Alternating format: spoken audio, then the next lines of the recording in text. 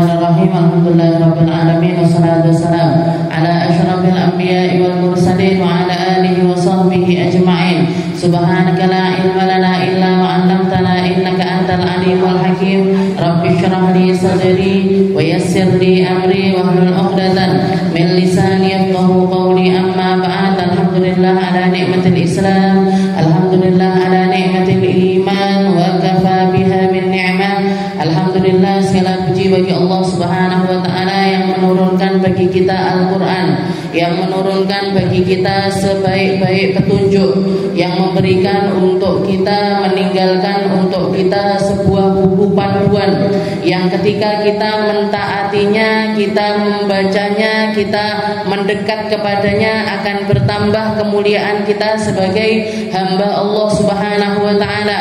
Karena kemuliaan seseorang yang hakiki ada di dalam iman Islamnya, ada di dalam keadaan roh dan juga hatinya. Seberapa dia bertakwa kepada Allah Ta'ala, sebanyak itu juga Allah Ta'ala akan semakin memuliakan hamba tersebut. Allah Ta'ala mengatakan di dalam Al-Quran, Inna akramakum indallahi atqakum. Yang paling mulia di antara kalian bukan yang berharta, bukan yang berpangkat, bukan istrinya siapa, bukan anaknya siapa, bukan turunannya siapa, bukan siapa kamu sebagai sesuatu yang jasadiyah, tapi siapa kamu dengan penghambaanmu kepada Allah Subhanahu wa ta'ala. Yang paling mulia adalah yang paling bertakwa, yang paling mulia adalah yang paling bisa menjaga dirinya, yang paling mulia adalah mereka-mereka yang paling merasa bahwasanya dunia ini adalah jalan penghubung mereka menuju akhiratnya Allah Subhanahu wa ta'ala. Jalan penghujung aja, atau bahkan kalau ulama mengatakan semacam mauj, semacam ombak yang menyampaikan mereka menuju Allah Subhanahu wa ta'ala. Inna lillahi ibadun futana talaqud dunya wa khaful fitana nadaru fiha falamma alimu annaha laysat lil hayyi watana ja'aluha lujjatan wattakhadhu salihal a'malu fiha sufuna. Katanya Imam Nawawi di dalam pembukaan kitab Riyadhus Shalihinnya, inna lillahi ibadun futana, di atas muka bumi ini akan selalu ada hamba-hamba yang paling cerdas, hamba-hamba yang paling faham. Mereka-mereka yang mau buka hatinya, buka pikirannya, buka cara pandangnya ketika melihat hakikat keadaan dunia. Nadharu fiha falamma alimu, mereka hanya akan memperhatikan keadaan dunia. Setelah itu kalau mereka mau mempelajarinya dengan hati yang lapang, dengan hati yang terbuka, mereka akan tahu persis bahwasanya dunia ini bukan tempat untuk hidup selamanya. Mau jenengan bikin rumah termewah sekalipun, nidurinnya atau kita bermalam di situ itu paling pol 70 tahun, paling pol 70 tahun, 80 tahun. Mau jenengan punya rumah di Tulungagung, punya rumah di Surabaya, punya rumah di Malang, punya rumah di mana lagi? Sakarepe jenengan niku sing ngresiki piye? Justru malah kita yang diperbudak sama rumah-rumah tersebut. Kecuali kalau memang orang bikin rumah indah, bikin rumah bagus, bikin rumah besar, kamar banyak, tujuannya buat apa? Tujuannya untuk menyampaikan mereka menuju akhiratnya Allah Ta'ala. Termasuk yang dilakukan sama Bu Jujur ini. Tak buka rumahku, buat apa? Buat ngaji.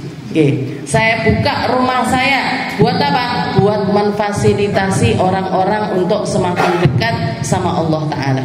Saya buka rumah saya, gak apa-apa orang-orang melihat rumah saya, hilang privasi saya, kamar ketok, pawone ketok, entine sing ketok. Musolanya kelihatan semuanya, nggak apa-apa dilihat orang-orang. Privasi saya agak sedikit terganggu, nggak apa-apa. 1 jam, 2 jam, 3 jam, tapi dengan waktu tersebut semoga bisa menjadi wasilah orang yang punya rumah ini diampuni sama Allah Ta'ala. jenengan niatkan seperti itu, Bu. Saya pengen jadi orang kaya, Ustazah. Monggo. Nggih, saya dukung jenengan jadi orang kaya. Saya yo seneng kalau jenengan kaya raya. Nggih, nanti tak mintai sumbangan. Jadi silahkan, silahkan jadi orang kaya, silahkan, jadi orang berpangkat, silahkan, mau jadi siapapun silahkan. Tapi yang pasti jangan sampai luput dari kalimat ini. Nadharu fiha falamma alimu. Mereka memandang tentang perkara dunia. Lah setelah itu bolak-baliknya zaman yang ada di dunia. Bagaimana keadaan orang dari kecil, setelah itu jadi remaja, setelah itu jadi dewasa, setelah itu jadi tua, setelah itu jadi renta, setelah itu meninggal dunia. Semua orang pasti mengalami hal yang semacam itu. Orang dulunya nggak punya harta, setelah itu dikasih harta, kembali lagi nggak punya harta lagi. Orang dulunya sehat, setelah itu dikuatkan sama Allah Ta'ala, setelah itu kembali lagi menjadi lemah. Ngoten tok wala-wali donya. Nggih, nadharu fiha falamma alimu annaha laysat lil hayy watana, maka apa yang mereka lakukan? Ja'aluha lujjatan. Mereka hanya menjadikan dunia ini sebagai ombak penyampai. Nggih, penyampai kemana? Nggih, penyampai mereka kemana? Wattakhadhu salihal a'malu fiha sufuna. Mereka menjadikan dunia ini sebagai ombak dan amal-amal kebaikan semacam kapal-kapal yang akan menyampaikan mereka menuju Allah Subhanahu wa taala. Nggih, makanya dikatakan umur itu cuman angka. Umur itu cuman kiasan aja. Umur itu cuman sesuatu yang iki ketoke tuwek, iki ketoke enom, iki ketoke ketoke aja. Semua dari kita ini, kalau kita ngomongin tentang umur, asal muasalnya manusia, semua dari kita ini seumuran. Umur ruhnya kita, umur arwahnya kita, ini kita seumuran semuanya, Bu. Diciptakan dalam waktu yang sama, diciptakan di tempat yang sama. Diciptakan di waktu yang sama. Apa nama tempatnya? Alamul arwah. Di alam ruh kita semuanya seumuran. Saya sama umi saya sama abah saya seumuran kabeh. Dan itu nanti akan kembali lagi seperti itu ketika di alam akhirat semuanya dibangkitkan sama Allah Ta'ala seumuran. Gak ada yang iki cilik dibangkitnya cilik, gede dibangkitnya gede, tuwek dibangkitnya tuwek, mboten. Seumuran lagi. Cuman ketika kita di dunia ini aja umur kita beda-beda. Dan ternyata setiap dari umur kita, setiap dari kita ketika memiliki usia, umur itu bukan tentang angkanya, tapi umur itu tentang manfaatnya. Makanya Rasulullah juga mengatakan sebaik-baik kalian adalah yang paling bermanfaat untuk orang lain. Kenapa? Karena dengan itu umurnya jenengan jadi tambah panjang.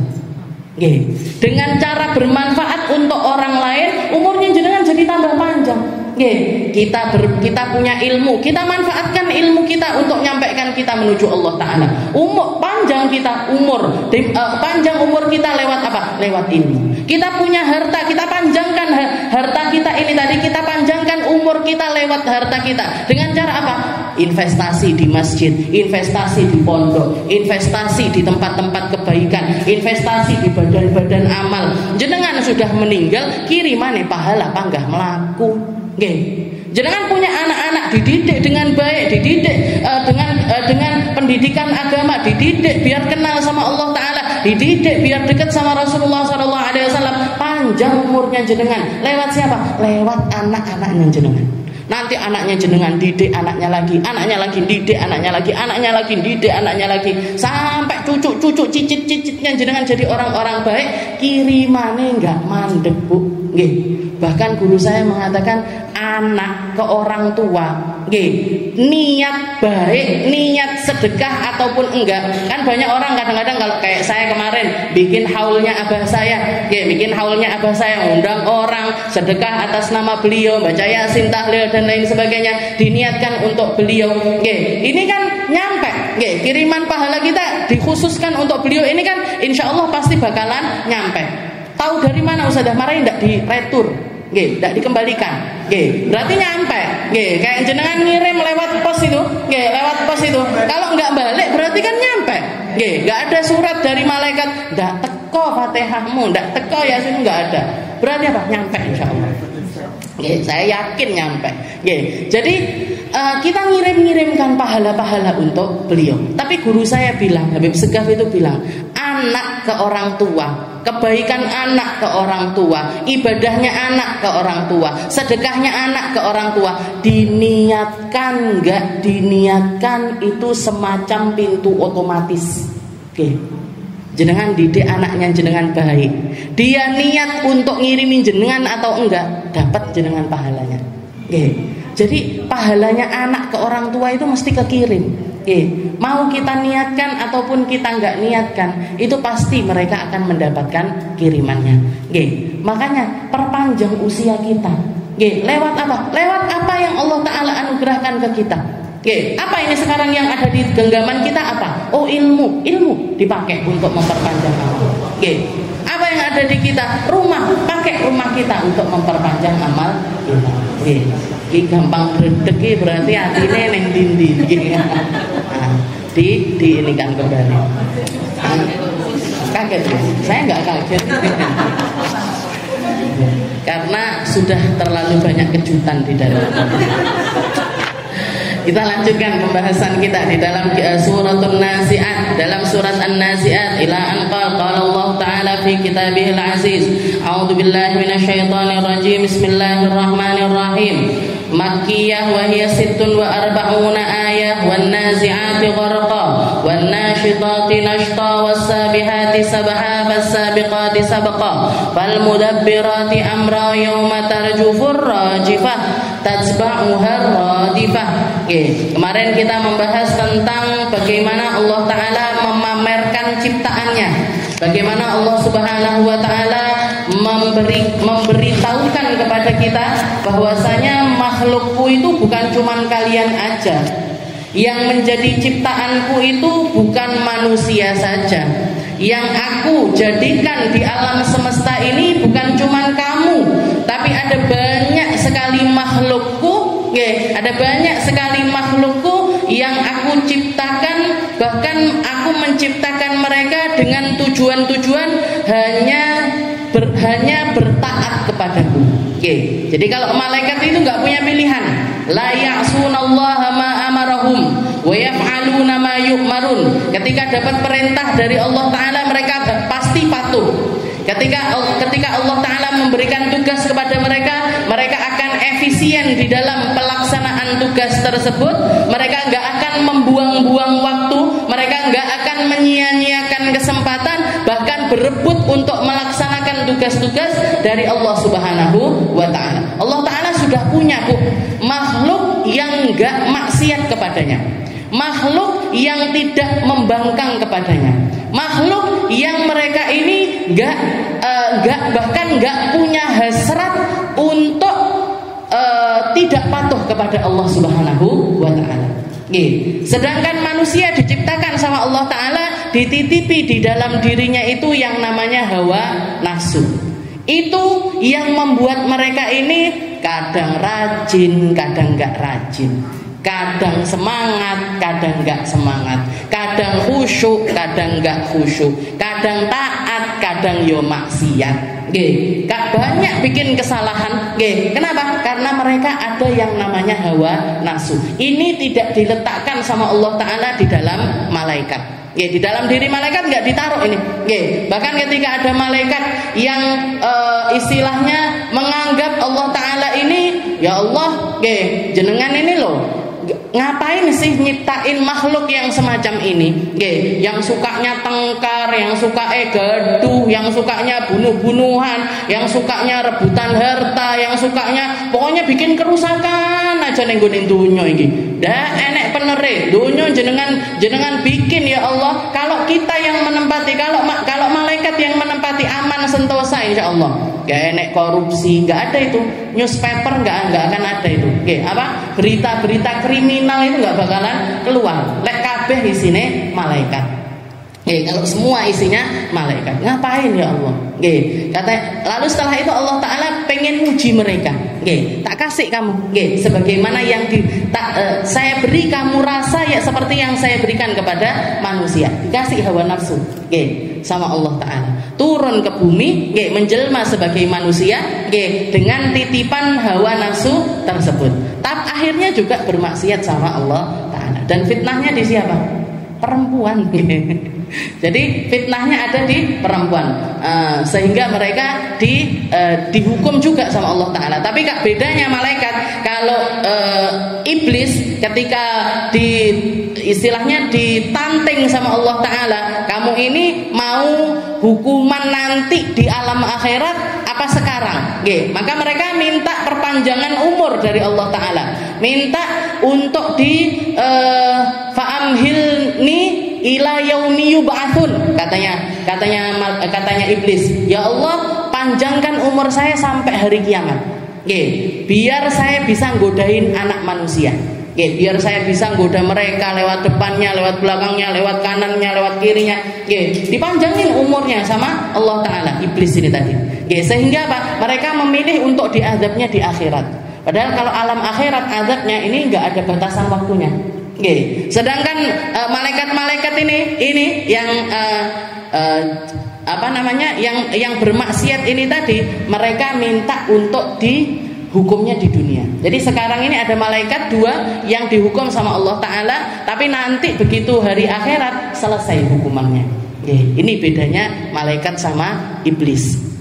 Nah, jadi Allah Ta'ala punya ini yang kemarin kita bahas, wan nazi'ati gharqa, malaikat pencabut nyawa yang nyabutnya luar biasa sulit, wan nasyitati nashta, juga bisa mereka mencabut dengan lembut selembut-lembutnya, wasabihati sabaha, malaikat-malaikat yang ketika turun dengan perintah Allah Ta'ala mereka turun dengan sangat cepat, wasabiqati sabqa, para malaikat yang berebut, berlomba-lomba bi arwahil mukminin ilal jannah, untuk bawa rohnya para hamba-hamba beriman menuju surganya Allah. Fal mudabbirati amra, dan juga malaikat-malaikat yang tudabbirul amr, yang ditaruh sama Allah Ta'ala di setiap lini kehidupan.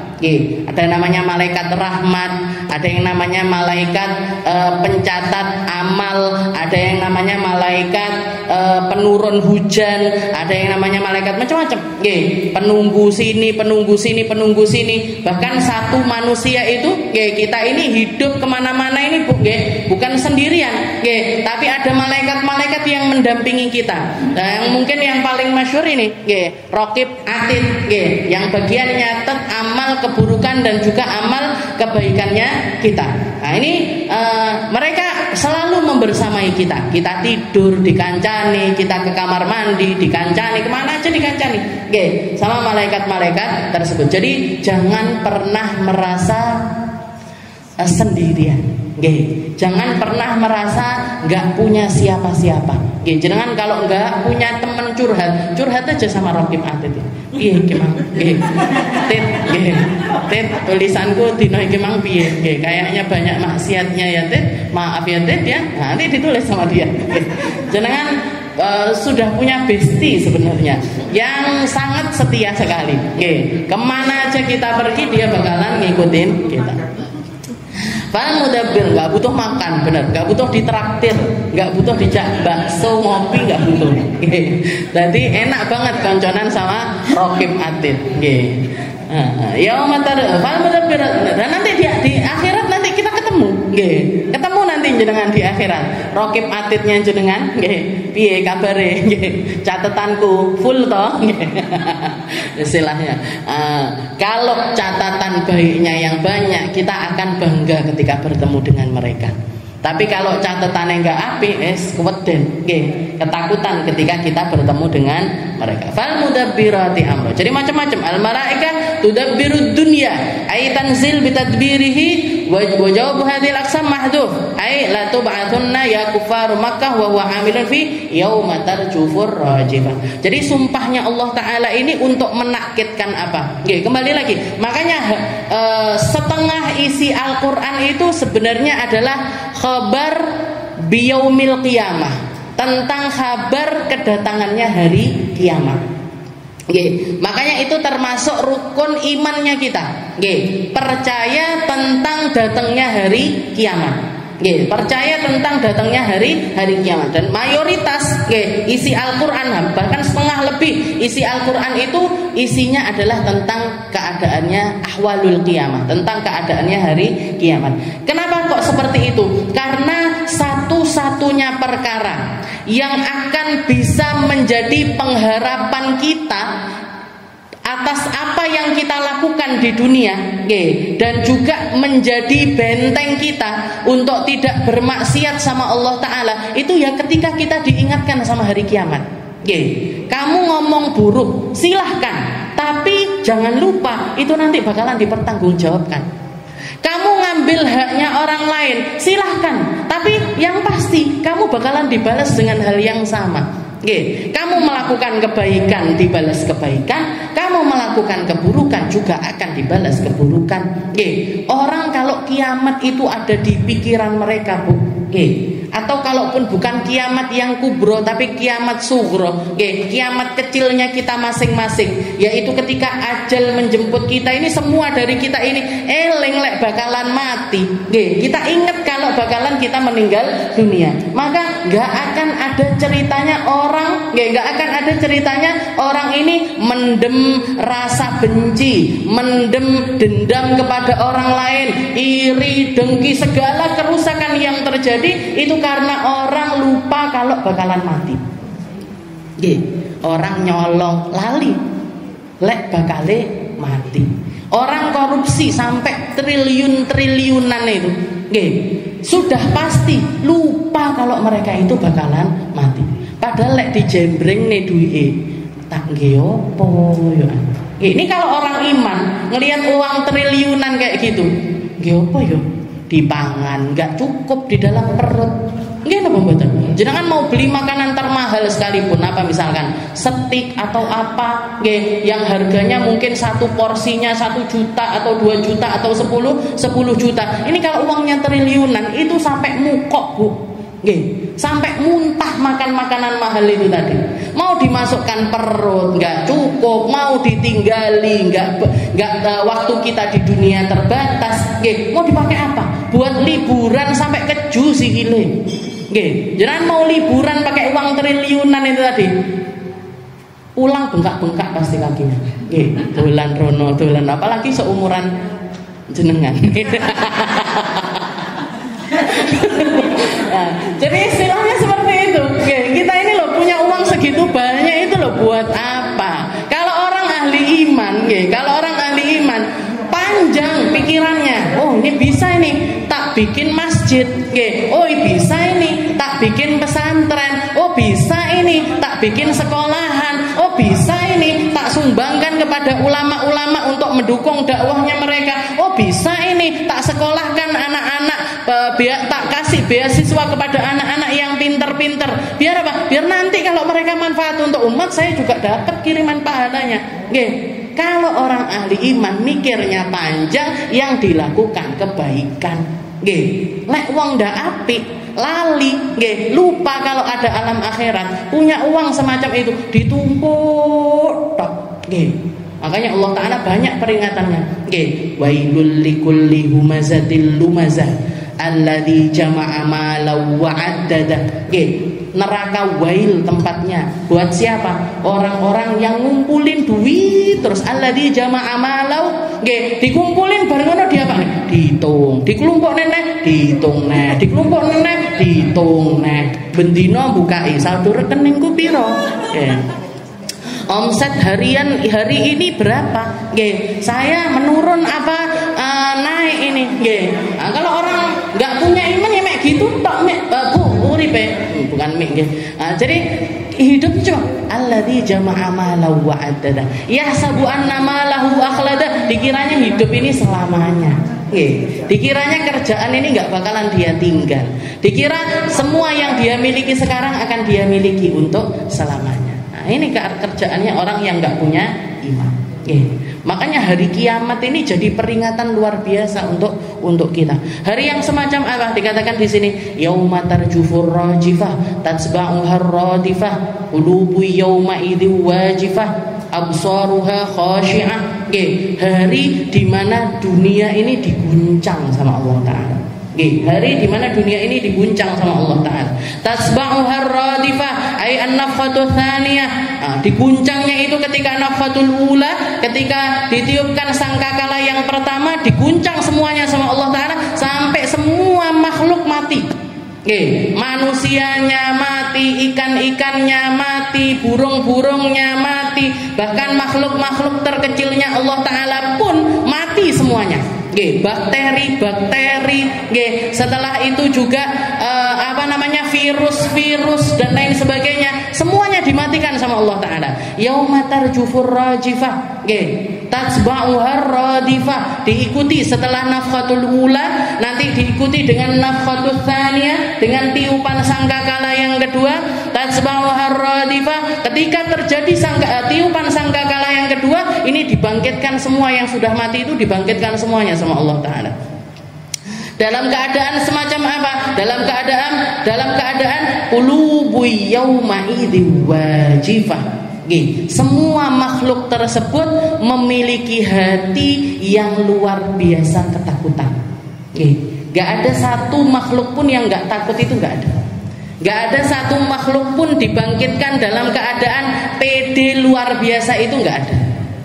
Bahkan Nabi Muhammad SAW, bahkan nabi-nabi yang lainnya sekalipun, bahkan semua manusia-manusia termulia pun mereka bangkit dalam keadaan qulubu yauma idzi wajifah ay khaifah qaliqah. Semuanya ketakutan, semuanya mengkhawatirkan. Mengkhawatirkan tentang apa? Mengkhawatirkan atas nasib mereka ke depannya. Nasibku bariki piye? Saya ini nanti digimanain sama Allah Ta'ala. Saya bakalan dicecer apa aja sama Allah Ta'ala. Karena ketika kita dibangkitkan, Bu, semua memori kehidupan kita dikembalikan sama Allah Ta'ala. Kamu umur 10 tahun ngapain aja? Kalau kita haidnya di usia 10 tahun, kamu umur 10 tahun ngapain aja, 11 tahun ngapain aja, 12 tahun ngapain aja, 20 tahun ngapain aja, 30 tahun ngapain aja, sampai tuamu ngapain, kamu isi harimu dengan apa, itu satu persatu diingatkan sama Allah Ta'ala. Dan satu persatu dikembalikan ke dalam memori kita, sehingga tidak ada satu manusia pun kecuali qulubu yauma idzi wajifah. Karena bahkan ketika kita sekarang ini lek ngeling-ngeling sing biyen-biyen, wis wedi, Bu, sudah takut kita. Dulu pernah nyakitin teman, dulu pernah ngomong kasar sama orang tua, dulu pernah giniin anak, dulu pernah begini sama suami, dulu pernah begini begitu, maksiat segala macam yang kita lakukan. Sekarang aja kalau kita ingat-ingat sudah ketakutan. Jangan bayangkan ketika itu terjadi di padang mahsyar, di mana semua kita ditelanjangi sama Allah Ta'ala, di mana semua dari kita tanpa sehelai benang pun, di mana semua hal yang kita pernah lakukan di dunia dulu, gak cuman satu, gak cuman dua, tapi semuanya kita mengingat hal tersebut. Makanya nggak dikatakan nggak ada ketika salah satu istrinya Nabi mengatakan, ketika Rasulullah mengatakan orang nanti yuhsyarun nas yaumal qiyamah uratan, manusia nanti akan dibangkitkan sama Allah Ta'ala dalam keadaan telanjang, dalam keadaan hurlan, nggak khufatan, nggak pakai sandal, nggak pakai penutup kepala, nggak pakai penutup kaki, nggak pakai baju, bahkan yang dulu sudah disunat di dunia balik lagi belum tersunat. Katanya istrinya Nabi, ya Rasul, malunya kita ya Rasul, malunya kita ya Rasul, kalau bangkit delok-delokan satu sama lain nanti ya Rasul. Katanya Rasulullah, al-amru yawma idzin asyad. Nggak sempat, orang nggak sempat melihat auratnya orang nggak sempat melihat aibnya orang Orang nggak sempat ngelihat kesalahannya orang lain, karena yang ada di mata mereka masing-masing adalah kesalahan mereka masing-masing. Yang terngiang di dalam hatinya adalah keburukan-keburukan yang pernah mereka lakukan. Semua hal yang pernah mereka lakukan ada di dalam pikiran, mata, hati, telinga, dan seluruh tubuh mereka. Mereka sedang diperlakukan semacam itu sehingga enggak sempat untuk ngelihat auratnya orang lain. Ini ketika iman ada di dalam diri kita, ketika kepercayaan sama Allah Ta'ala ada di dalam hati kita, ketika motivasi kita hidup adalah untuk memperbaiki akhirat kita, jenengan hidup gak akan ngereken aibnya orang. Sibuk aja Pak dengan aib sendiri. Rumah tangga kita aja masih banyak yang perlu dibenahi, diri kita aja masih banyak yang perlu dibenahi. Ngapain ngurusi aibnya orang? Ngapain ngurusin rumah tangganya orang? Ngapain pengen tahu tentang keadaannya orang lain? Urusin aja hidup kita. Urusin aja hidup kita. Nggak bakalan sempet Bu. Hari ini gosip artis terkini apa ya? Oh sing kuwi pegatan, oh sing kuwi balikan, oh sing kuwi selingkuh, oh sing kuwi nggak sempet Bu. Kenapa? Rumah tangga kita masih banyak yang perlu dibenahi. Urusan dapur kita perlu dibenahi, urusan kamar kita butuh dibenahi, urusan kita sama suami butuh dibenahi, pendidikan kita sama anak-anak kita masih perlu dibenahi.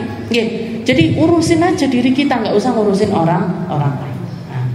Jadi ketika orang eling, iki bakal kiamat, iki bakal mati, nanti kita bakalan bisa nggak kita mempertanggungjawabkan setiap ghibah kita di dalam mereteli aibnya orang? Siap nggak kita kalau misalkan nanti di akhirat nanti orang-orang yang kita omongin ini nuntut ke kita?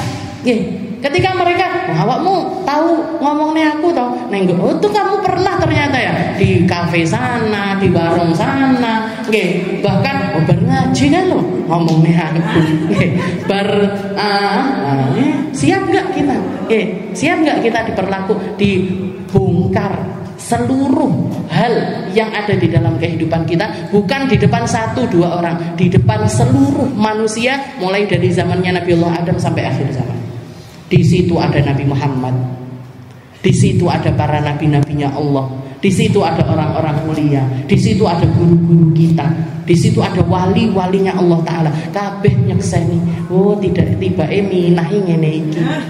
Mek iso ngomong tok, mek iso ngomong tok, mek iso tutur-tutur karo wong tok, aibnya ternyata seperti ini, keburukannya ternyata seperti ini, kesalahannya ternyata seperti ini. Siap Bu kita? Yauma tarjufur rajifah tajba'u harradifah qulubi yauma idzin wajifah. Enggak ada satupun hati kecuali ketakutan. Gak ada satupun hati kecuali nelongso. Gak ada satu hati pun kecuali penuh dengan penyesalan atas apa yang pernah mereka perbuat di dunia yang lalu. Walaupun sudah ditobati, walaupun dia sudah minta ampun sama Allah Ta'ala, walaupun dia sudah menyesali atas perbuatan tersebut, tapi mengingat semua yang pernah dilakukan itu akan tetap membuat hati ini bergetar. Yauma tarjufur rajul absaruha khashi'ah. Semua mata dalam keadaan khusyuk. Semua mata dalam keadaan khusyuk. Khusyuk itu seperti apa sih?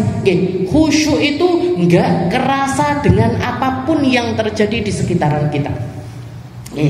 Makanya dikatakan salah satu perkataannya Qais Majnun, Majnun Laila, Majnun Laila ini orang yang dikasih ujian sama Allah Ta'ala berupa kecintaan yang luar biasa kepada seorang perempuan namanya Laila. Padahal Laila itu, kalau jenengan tahu, Laila itu kalau bayangannya Qais ini bisa jatuh cinta luar biasa, paling ayu, terus apa namanya, bodinya indah, ngoten niku. Laila itu Bu, perempuan kulit hitam. Wajahnya sangat-sangat biasa sekali. Wajahnya sangat-sangat biasa sekali. Tapi karena Qais ini dikasih ujian sama Allah Ta'ala berupa kecintaan kepada Laila, maka yang ada di pikirannya, yang ada di hatinya, yang ada di dalam dirinya ini semuanya tentang Laila. Semuanya tentang Laila. Nah, sampai bikin dia gila karena ditinggal nikah sama Laila. Jadi Lailanya itu dijodohkan sama laki-laki lain, akhirnya nikah sama laki-laki lain. Qaisnya langsung pergi, langsung pergi ke tengah padang Sahara, hidup sendirian di tengah padang Sahara dalam keadaan meratapi cintanya yang nggak sampai. Makanya jangan mencemooh orang-orang yang dapat musibah cinta. Ampun bisa. Jatuh cinta itu berat.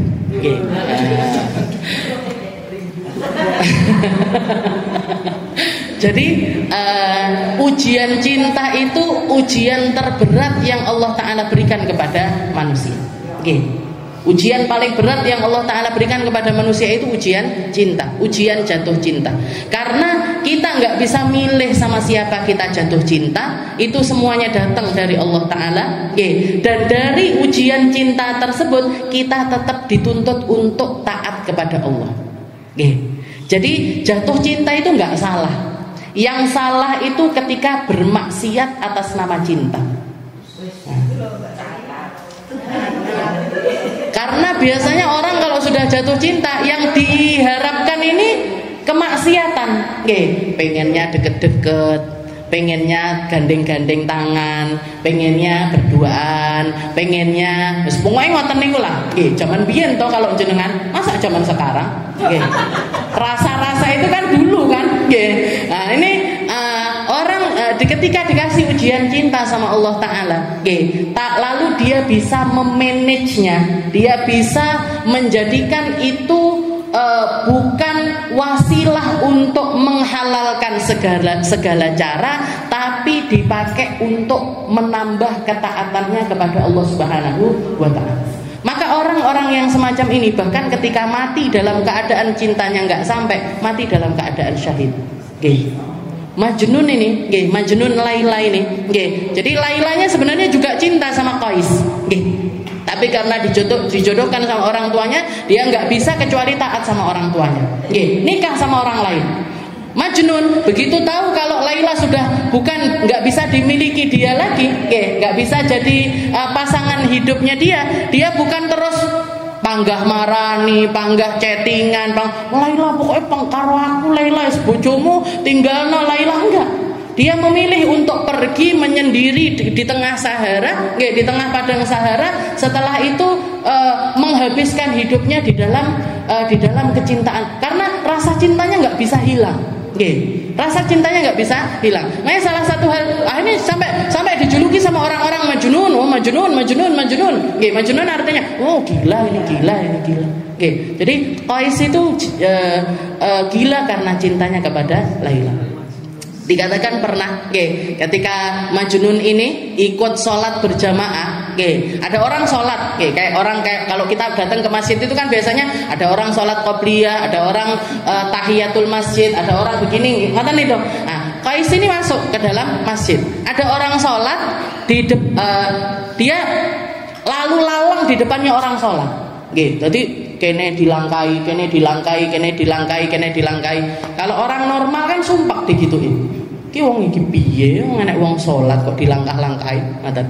Nah, maka begitu mereka salam ini pada ngomong sama si Majnun ini tadi, si Qais ini. Qais, kamu itu gimana sih kok ngelewati orang salat? Kamu nggak ngelihat kalau kita ini lagi salat? Dijawab ganti sama Qais pakai syair yang indah sekali. Saya nggak hafal tapi syairnya. Katanya si Qais dalam arti pokoknya semacam ini. Nah, kamu ini cinta nggak sih sama Tuhanmu? Ya pastilah. Kamu ini menghamba benar nggak sih sama Tuhanmu? Iya. Kamu ini orang yang istilahnya punya kecintaan benar nggak sama Tuhanmu? Iya. Saya dengan kecintaanku kepada Laila, ketika aku sendiri pun aku merasa kalau Laila itu bersamaku sehingga aku tidak merasakan keberadaan siapapun. Jadi ketika aku bersama kalian pun, aku tidak sedang bersama kalian, tapi aku merasa aku sedang bersama Laila. Ini aku yang jatuh cinta sama Laila aja, gak merasakan keberadaan siapapun, gak akan terganggu dengan apapun. Lah kamu ngaku cinta kepada Tuhanmu, aku lewat tok wis bujar konsentrasi. Cinta macam apa itu? Kekhusyuan macam apa itu? Disindir sama Qais dengan kalimat semacam itu. Awake dhewe enek cecak ceblok mengo. Bahkan rintik-rintik hujan, pemeanku. Ini yang kita katakan cinta sama Allah Ta'ala. Ini yang kita katakan ibadah semacam ini yang kita katakan kita itu menghamba kepada Allah Ta'ala jauh, jauh sekali. Jangan inget-inget dulu ketika jatuh cinta. Kayak nggak ada manusia lain kecuali dia. Padahal saya nggak pernah loh Bu.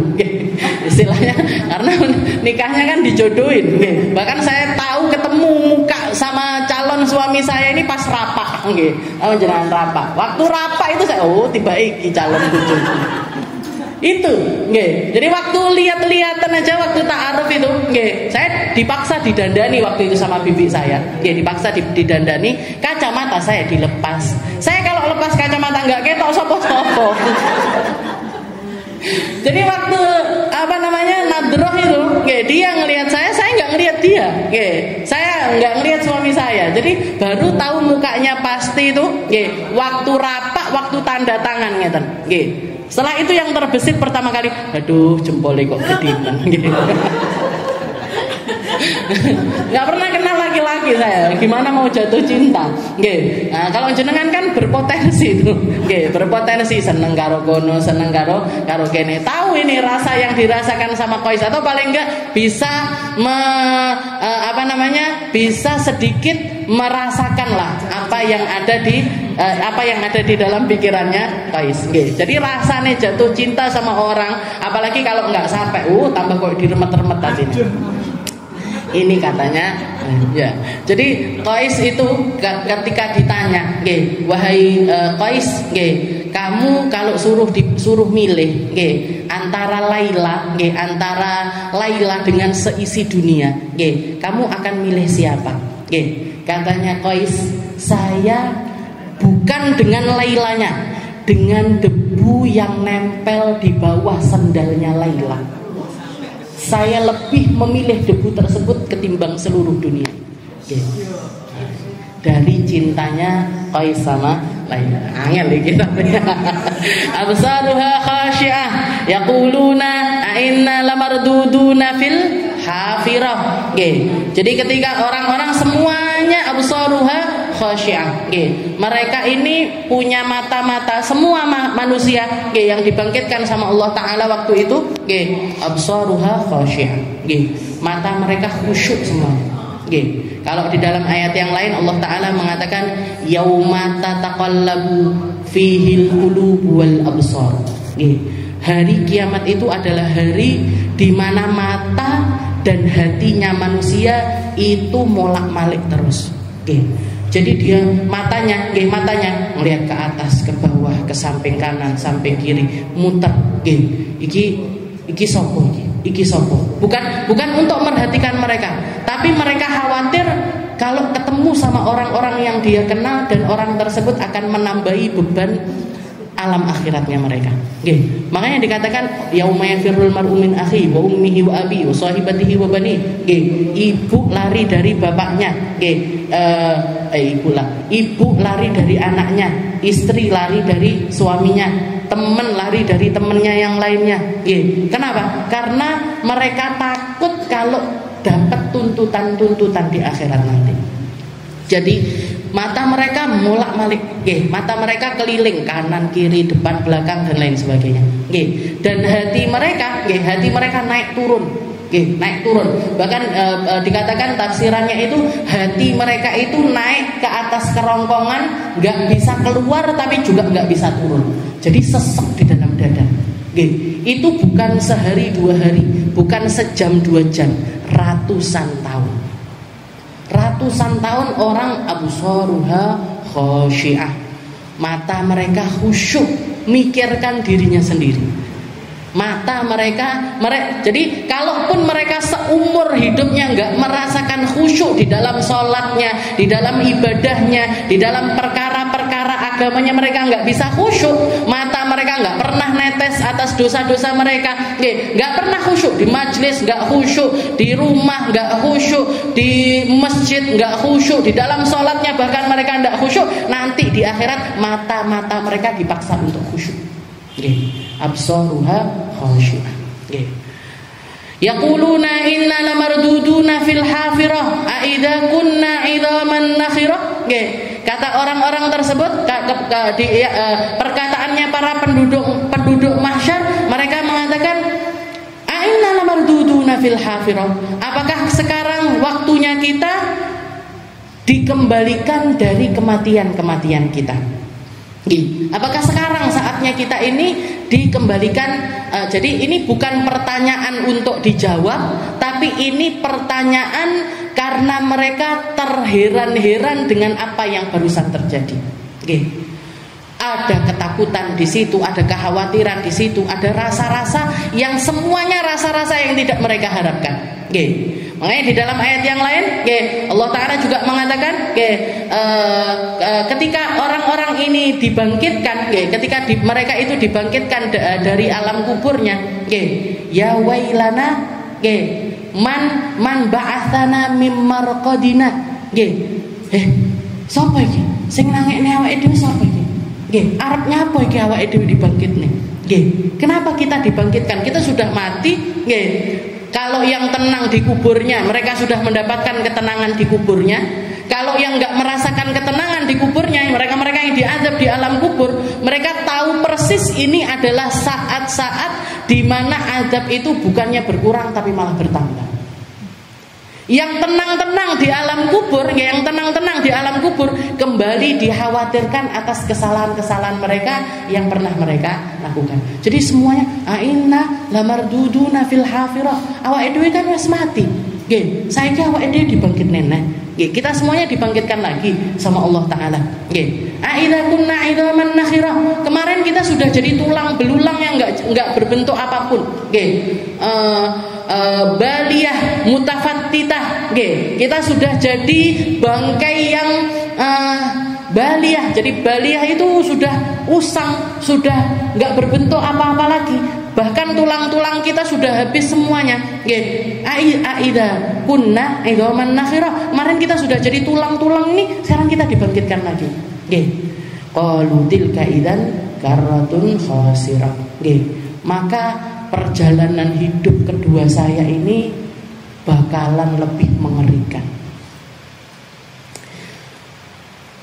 Idzan karratun khasirah. Ini adalah kehidupan kedua jadi yang pertama kali terbersit di dalam hati mereka adalah segala macam penyesalan. Segala macam penyesalan dikembalikan sama Allah Ta'ala di saat tersebut. Qalu tilka idzan karratun khasirah fa innama hiya zajratu wahidah.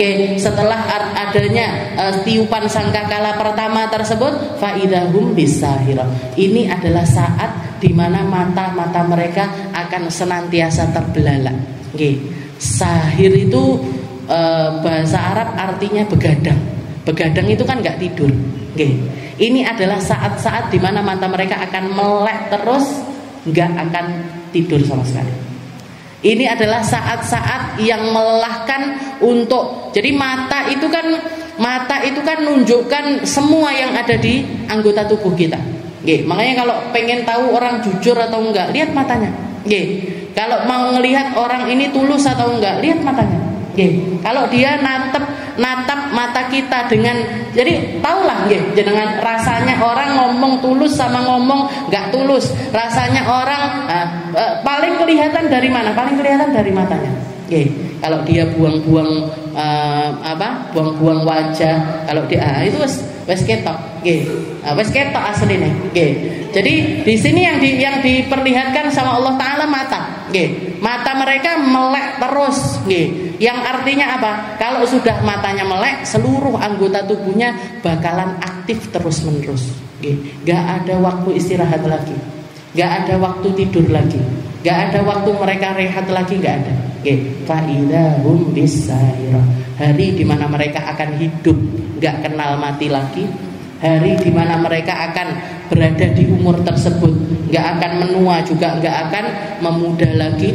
Mereka akan ada di saat-saat untuk apa? Gunanya untuk apa? Mereka dibikin di dalam kehidupan kedua ini semacam itu untuk mempertanggungjawabkan setiap amal perbuatannya ketika di dunia. Nas'alullah salamah. Kita minta mungkin di hari itu kita selamat. Kita minta mungkin di hari itu kita sama Allah Ta'ala ditutupi segala aib kita. Kita minta di hari itu kita dijadikan hamba-hamba yang berkumpul sama orang-orang mulia.